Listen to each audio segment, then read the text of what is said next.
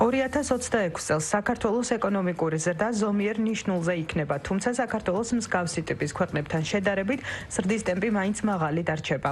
ასეთია TBC კაპიტალის მოლოდინი. საინვესტიციო ბანკის მიმოხილვაში ნათქვამია, რომ ზრდის მთავარი კომპონენტი კვლავ მოხმარება იქნება. ინფლაციის ტემპი კი შენელდება, რაც შეეხება ლარს, სავარაუდოდ ის მცირედით გაუფასურდება. ფეროშენადნობების მწარმოებლები 2025 წელს კრიზისით ასრულებენ. იანვარ-ნოემბერში ქვეყნიდან ფეროშენადნობების ექსპორტი თითქმის 35%-ით, 207 მილიონ დოლარამდე შემცირდა. ფეროშენადნობების ბაზარზე კრიზისი რუსეთ-უკრაინის ომის შემდეგ დაიწყო. მოთხოვნის შემცირების ფონზე კი საწარმოთა დიდი ნაწილი გაჩერდა. როგორც ფეროშენადნობების ასოციაციაში ამბობენ, ზაფხულში იაფი ელექტროენერგიის პირობებში რამდენიმე საწარმო მუშაობა დროებით განაახლა. თუმცა შემოდგომა ზამთრის პერიოდში ელექტროენერგიაზე მაღალი ფასის და იაფი პროდუქციის პირობებში წარმოების პროცესი ისევ შენელებულია. ამის მიუხედავად, ფეროშენადნობების საექსპორტო კალათაში კვლავ წამყვან ათეულში რჩება. ეკონომიკის სამინისტროში კაპიტალის ბაზრის რეფორმას დადებითად აფასებენ. უწყებაში აღნიშნავენ, რომ წლის ბოლომდე სააგენტოს აწარმოე საქართველოში კაპიტალის ბაზრის მხარდაჭერის პროგრამის ფარგლებში 900 მილიონი ლარის ფასიანი ქაღალდების ემისია იქნება მხარდაჭერილი. სამინისტროში ბიზნესის ხელშეწყობის კიდევ ერთი ინსტრუმენტის განვითარება იგეგმება, რომელიც მცირე და საშუალო მეწარმეობის განვითარებას შეეხება.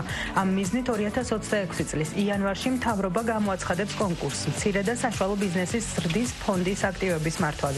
ფონდის ფორმირებაში კი სახელმწიფო როგორც ერთ-ერთი ინვესტორი მიიღებს მონაწილეობას. საქართველოს ელექტრონული კომერციის ბაზარი ზრდის ტრენდს ინარჩუნებს. TBC კაპიტალის მონაცემებით 9 თვეში ბაზარი წლიურად 35%-ით გაიზარდა და 7 მილიარდ 600 მილიონ ლარს მიაღწია.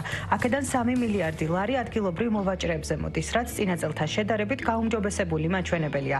გაზრდილია საერთაშორისო ელექტრონული კომერციის მაჩვენებლებით, თუმცა მისი ზრდის ტემპი ადგილობრივ ბაზარს ჩამორჩება.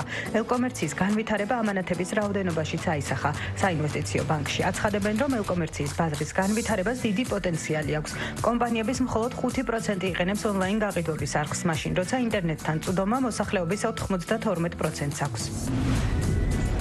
ჰაკათონი ტურიზმის ინდუსტრიისთვის. Travel Tech ჰაკათონის ფარგლებში სტარტაპერებმა ტურიზმის სფეროს თანამედროვე გამოწვევების დასაძლევად ინოვაციურ და ტექნოლოგიურ გადაწყვეტილებებზე იმუშავეს. ჰაკათონში მონაწილე 17 გუნდიდან 7-მა პოტენციური ინვესტორის დაინტერესება შეძლო. გამარჯვებულმა გუნდმა კი პროექტის განვითარებისთვის 10,000 ლარიანი გრანტი და პოტენციური საინვესტიციო მხარდაჭერა მოიპოვა. ცნობისთვის ინოვაციებისა და ტექნოლოგიების სააგენტოს მხარდაჭერით დღემდე დაფინანსებულია 283 სტარტაპი, რომლებმაც 4,000-მდე სამუშაო ადგილი შექმნეს.